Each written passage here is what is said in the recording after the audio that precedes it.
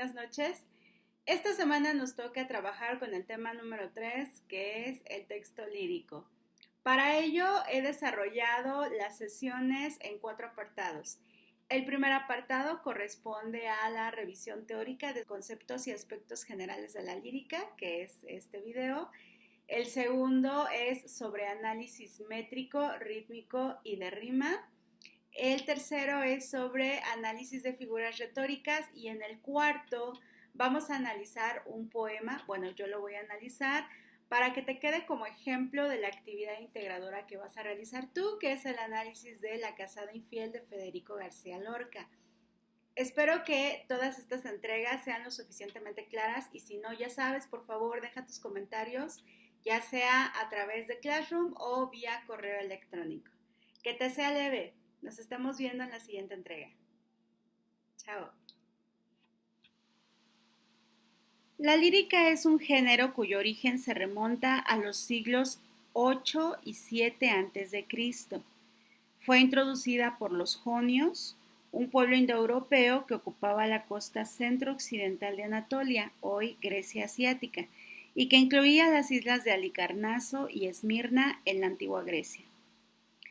El dato histórico es fundamental para comprender la naturaleza de la lírica.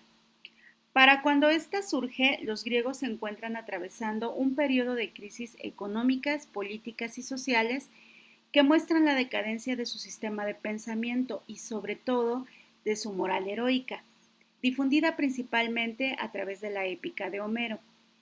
Por lo tanto, todos los valores del héroe y el peso de los mitos en la conformación del ideal del hombre empiezan a ser sustituidos gracias al nacimiento de la filosofía por el cuestionamiento del mundo y de las tradiciones vigentes en ese momento. La lírica jónica es producto de esa visión. A través de ella, los poetas afirman su individualidad y hablan de sí mismos y de sus circunstancias, las cuales son completamente inestables, dados los conflictos bélicos, las luchas por el poder, los cambios de tiranías, etc. Desde este momento se observan entonces dos tendencias de la lírica. Para la primera, no interesa el pasado, sino el presente, el aquí y ahora, por lo que hay que disfrutar la vida, el presente, los placeres, el vino, el amor, etc., ideas que están encerradas en el concepto latino carpe diem, que significa justamente eso, vivir la vida. Para la segunda, es imposible no estar consciente de las propias limitaciones frente al destino. Y esta conciencia produce angustia y pesimismo la mayoría de las veces en el poeta. Esto puede verse reflejado en un fragmento escrito por la poeta Safo de Lesbos y cuya traducción que presento en este video pertenece a Joseph y Bernabé Canga Argüelles. Se han sumergido la luna y las Pléyades. Medianoche. Pasan las horas y yo duermo sola. Sola, en alta rama, enrojece. Alto, en lo más alto, inadvertida los recolectores. No, no inadvertida, es que no pudieron alcanzarla. En síntesis, la lírica es un tipo de composición donde el autor habla de sus sentimientos y los expresa de manera subjetiva. Es producto de la unión íntima entre el sujeto y el objeto al que describe y su propósito central es conmover a través de la fuerza y belleza de la expresión. Ahora vamos a hablar sobre las características de la lírica. En primer lugar, está diseñada para ser cantada.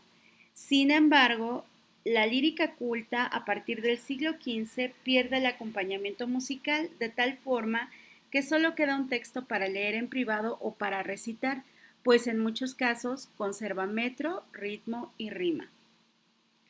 En segundo, se distingue por ser breve y también por su gran variedad, pues existen muchos tipos de metro y son infinitos los temas que el poeta suele explorar.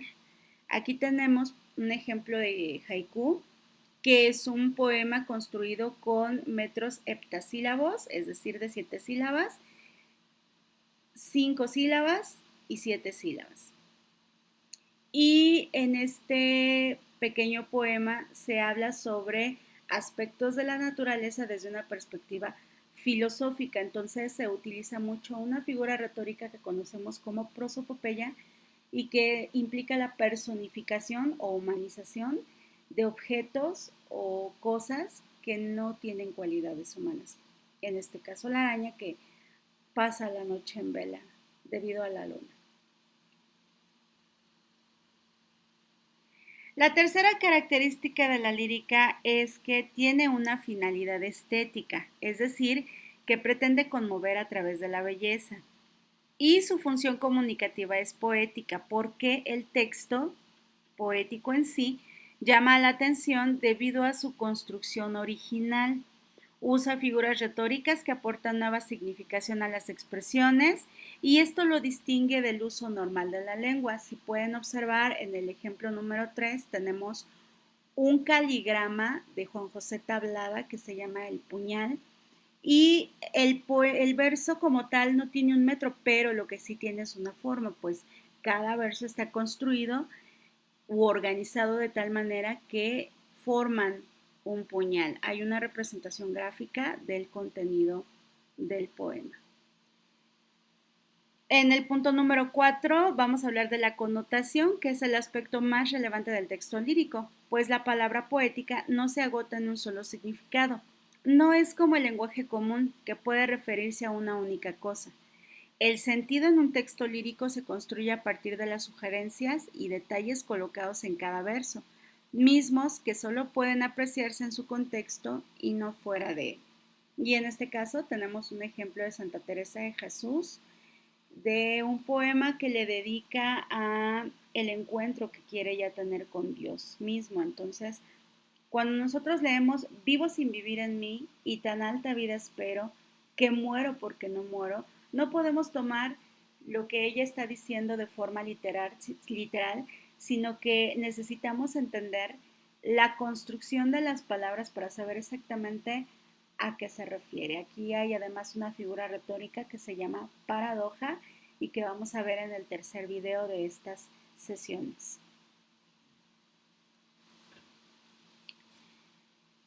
La quinta característica se refiere a la ficcionalidad del texto lírico, que en el mismo caso que el texto narrativo, nos habla de que los mundos poéticos no son reales, pero siempre tienen un rango de posibilidad gracias a la imaginación, la expresividad o el artificio que utiliza el poeta en su construcción. A continuación vamos a hablar del fondo en la lírica y este se ve reflejado en tres aspectos que en su conjunto hablan de la actitud lírica. El poema es en su conjunto entonces la manifestación de una actitud por parte del poeta, una necesidad de manifestar algo. Los elementos que integran esta actitud son en primer lugar la emoción lírica, que se refiere a la realidad exterior al poeta y la cual inspira sus composiciones. Aquí tenemos un fragmento de Jaime Sabines que le dedica a su esposa. Me tienes en tus manos y me lees lo mismo que un libro. Sabes lo que yo ignoro y me dices las cosas que no me digo. El siguiente elemento de la actitud lírica es el apóstrofe lírico, es decir, el tú a quien se dirige el poeta y que constituye el referente constante del poema con quien puede dialogar líricamente. Y el siguiente es el lenguaje de canción, que se da cuando el poeta, atento solamente a su subjetividad, a su yo, nos va a dar su visión de la realidad, ya sea vivencial o experiencial del mundo interior que él tiene.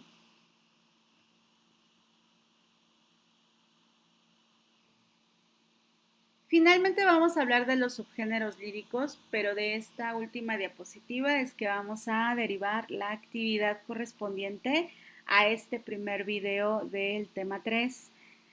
Los principales subgéneros líricos y a los que vamos a llamar mayores, los llamamos mayores porque dentro de ellos se encierran otros géneros líricos como el soneto, como el romance, la octava real, que ya son metros muy específicos y que vamos a ver después, son los siguientes.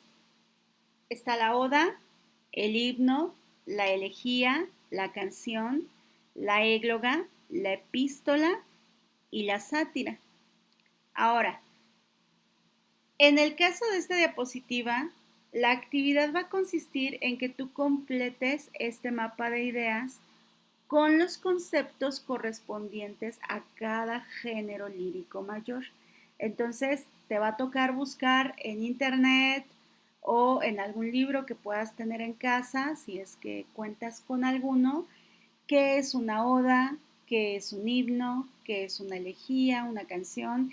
Y te voy a pedir también que si buscas información conceptual, trates de buscar algún ejemplo de cada uno de estos géneros. No quiero que transcribas el poema completo, sino que únicamente, por ejemplo, buscas el concepto de oda, ese sí vas a registrarlo completo, el concepto de oda, pero me vas a buscar un ejemplo de oda de algún autor, el que sea que te arroje la internet, porque seguramente vas a hacer esta actividad a través de la red, y solamente transcribe algunos versos. Lee la oda y elige los versos o la estrofa que más te guste y solo transcríbela como ejemplo.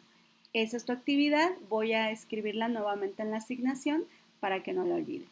Y te dejo aquí las referencias correspondientes a esta presentación. Nos basamos en el libro de López Férez, Historia de la Literatura Griega. Ya es un libro viejo, pero es un clásico, un referente teórico principal.